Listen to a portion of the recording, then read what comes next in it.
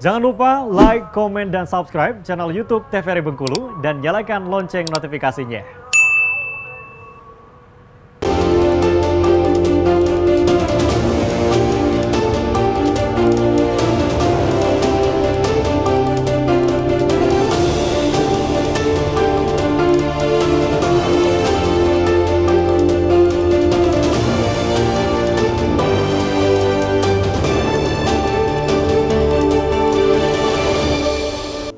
Terima kasih pemirsa TVRI Bengkulu, Anda kembali menyaksikan Berendo, masih bersama saya Friko Zuhri. Tentunya dalam tema kali ini validasi data calon kepala daerah jalur perseorangan. Nah, kalau kita melihat validasi data ini kan memang bertujuan untuk melihat apakah data ini betul-betul terverifikasi gitu ya, untuk memastikan tidak adanya manipulasi dan lain sebagainya. Nah, saat ini memang sudah dilakukan oleh penyelenggara, terutama dari KPU sendiri, untuk melihat ataupun mungkin tindak lanjutnya. Karena kan sudah ada calon yang sudah menyerahkan daftar dukungan. Nah, tindak lanjut apabila nanti ditemukan adanya kecurangan atau mungkin ada manipulasi, ini seperti apa? Mungkin Bang Anggi. Ya, yang pertama kata kunci yang disampaikan oleh Bang Fahmi tadi, memang kami selaku penyelenggara, begitu juga turunan PPK PPS, memang harus fairness kalau istilah Bang Fahmi tadi, dan kami betul-betul menjunjung itu, karena seluruh penyelenggara maupun di tingkat kota, kecamatan, dan kelurahan itu memang diatur dengan kode etik penyelenggara. Jadi tidak boleh ada, mohon maaf, bagian dari kami yang tidak sesuai dengan regulasi yang ada dalam melaksanakan proses perfak ini. Lalu yang kedua, Bung Riko, kalaupun misalnya ditemukan, itu sudah diatur bagaimana cara untuk menyelesaikan kalau ada administrasinya yang dilanggar. Dan kami juga berharap untuk bakal pasangan calon, kami sangat berhati-hati karena kami juga tidak ingin menimbulkan kerugian terkait dengan dukungan ini. Karena output dari verifikasi faktual ini itu adalah bisa mengantarkan atau MS tidak atau TMS calon ini untuk mendaftar di tanggal 27 Agustus nanti. Kalau mereka punya hak tetapi ada kelalaian dari kami, kan berdosa juga. Atau begitu juga sebaliknya. Oke, jadi memang ini sudah menjadi tugasnya gitu untuk melihat dan menentukan nanti apakah MS dan juga TMS nanti ke depan seperti itu ya. Nah, kalau dari Bang Fahmi sendiri ini seperti apa? Kalau tadi terkait dengan mungkin kerawanan dan mungkin kecurangan. Nah, tadi sudah mungkin ditambahkan juga sedikit dari Bang Fahmi untuk melihat dari calon perseorangan yang mungkin diketahui adanya kecurangan ataupun manipulasi dari data itu ini seperti apa?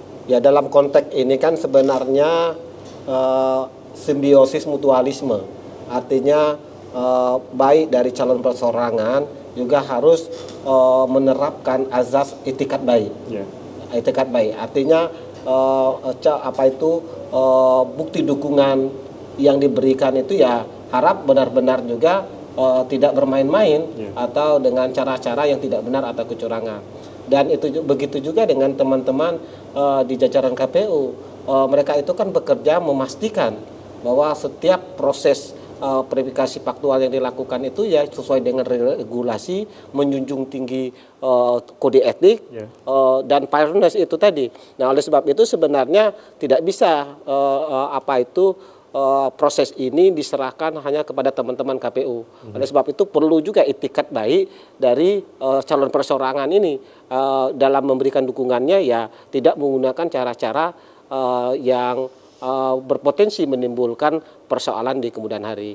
Itu yang pertama. Lalu kalau soal mekanismenya memang sudah ada diatur di dalam regulasi, bagaimana komplainnya, apa cara penyelesaiannya kan sudah dilakukan. Misalnya kayak kemarin kalau di proses administrasi, kalau di TMS kan ada hak bagi calon perseorangan itu untuk mengajukan pengaduan ke Bawaslu, nanti dilakukan proses adjudikasi di sana, mediasi, perbaikan dan lain sebagainya. Dan semua proses itu sudah terinci semua di dalam proses regulasi. Tapi ingat juga di dalam proses verifikasi faktual ini tidak hanya menyangkut aspek administratif, tapi juga ada aspek pidananya.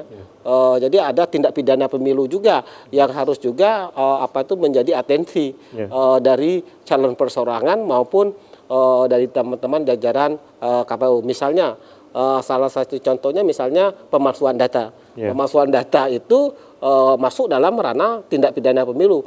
Yang kedua misalnya mengaku orang lain, menggunakan misalnya data orang lain dan mengaku bahwa itu data yang bersangkutan juga itu adalah pidana pemilu. Jadi oleh sebab itu kita berharap, tapi saya yakin kalau untuk kotakan karena memang 22.000 memang sepertinya banyak, tetapi itu sebenarnya dengan sumber daya yang ada di teman-teman jajaran KPU, saya yakin proses verifikasi faktual yang dilakukan itu memang bisa dilakukan secara maksimal. Yang berat itu di Pilgub. Ya, di Pilgub itu memang di Indonesia ini dalam sejarahnya kalau mau tahu itu cuman Maluku Utara yang pernah ada Pilgub lalu jalur perseorangan, karena memang Provinsi Maluku Utara itu kira-kira sama lah kayak DPT kota, karena memang provinsinya kecil memungkinkan. Tapi untuk provinsi dengan DPT di atas 2 juta seperti kita ini suatu terobosan yang luar biasa. Misalnya nanti kalau pasangan atas nama Dempo sama Kredi itu bisa lolos, ini suatu prestasi yang luar biasa, dan ini terobosan yang luar biasa karena baru yang kedua ini ada jalur perseorangan dari ya selain Maluku Utara, karena memang berat prosesnya itu, dukungannya itu hampir 140.000 ya dukungan KTP itu. Jadi artinya selain dari calon perseorangan tadi memang harus diperhatikan adanya aspek pidana dan lain sebagainya gitu, apabila nanti ada pelanggaran mungkin entah itu dengan manipulasi ataupun kecurangan-kecurangan lainnya. Nah, untuk masyarakat sendiri tadi yang namanya dicatut ini, mungkin ada sebagian masyarakat tadi bisa melaporkan gitu, mungkin ada pengaduan dan sebagainya. Untuk kita masyarakat kadang ya mungkin tidak tahu ini, apakah ada kerugian juga mungkin di masyarakat itu, atau mungkin data dirinya yang digunakan ini seperti apa? Ya, di dalam regulasi kita jelas itu pidana pemilu. Jadi kalau orang merasa, misalnya Bung Riku merasa KTP Anda dipakai, dipergunakan untuk mendukung itu, Anda tidak senang, itu bisa masuk ke ranah tindak pidana pemilu, karena orang yang melakukan itu bisa kena ya. Nah, oleh sebab itu kita berharap ya kalau misalnya ada masyarakat yang merasa namanya dicatut atau identitas dirinya disalahgunakan untuk mendukung calon tertentu padahal itu tidak dia lakukan, ya untuk cepat melapor. Tadi kata Bung Anggi misalnya di setiap tingkatan jajaran KPU itu sudah standby untuk menerima laporan sampai besok ya, tanggal 4 besok ya. Dan lalu misalnya di link pengaduan juga ada, tapi memang masyarakat kita ini terkenal literasinya kurang. Jadi kalau dikasih link itu tidak pernah ditanggapi, padahal ketika baru tahu dia sadar identitasnya dicatut, baru dia tuh ngomongnya kemana-mana, padahal sebenarnya linknya sudah ada, tinggal dia masukkan link saja sudah bisa dilihat apakah nik yang bersangkutan itu masuk dalam dukungan calon perseorangan atau tidak. Nah, oleh sebab itu kita berharap pada masyarakat, karena waktunya tinggal besok, kalau merasa misalnya namanya dicatut atau tidak pernah memberikan dukungan tapi misalnya muncul, nah oleh sebab itu gunakanlah saluran atau mekanisme yang sudah tersedia. Ya, artinya bukan hanya peran dari kita sebagai pengurus saja, tetapi juga masyarakat juga bisa ikut berperan gitu ya. Iya, itu meningkatkan literasi ini, nah yang susah ya. Masyarakat kita tuh ada masalah dulu baru berkoar-koar. Ya, padahal tadi sudah diberikan informasi gitu ya. Pada saat memang sudah habis masanya, sudah habis waktunya, baru koar-koar seperti itu. Nah, kalau melihat dari masyarakat saat ini, mungkin tadi banyak dukungan-dukungan dari masyarakat yang sudah menyertakan gitu ya.